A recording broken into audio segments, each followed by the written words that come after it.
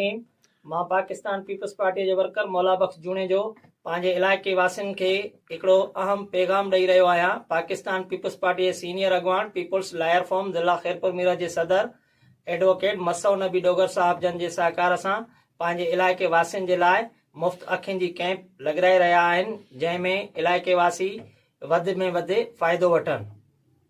Pakistan peoples party के senior अगवान peoples lawyer form जिला खैरपुर मीरठ के सदर यूनियन काउंसिल शालधाणी जो चेयरमैन एडवोकेट मसौ नबी डोगर साहब जन पंहिंजे सहकार सां पंहिंजे इलाइक़े वासियुनि जे लाइ फ्री अखियुनि जी कैंप लॻाए रहिया आहिनि, जंहिंमें पाकिस्तान जो मशहूर अखियुनि जो सर्जन डॉक्टर ख़ालिद हुसैन डोगर साहब चकास कंदा ऐं दवाऊं ॾींदा। सभिनी ज़रूरतमंदनि खे इतलाह थो कजे त उन मां वधि में वधि फ़ाइदो वठनि। तारीख़ 9-10-11 फरवरी 2023 ख़मीस जुम्मो ऐं छंछरु। महिरबानी।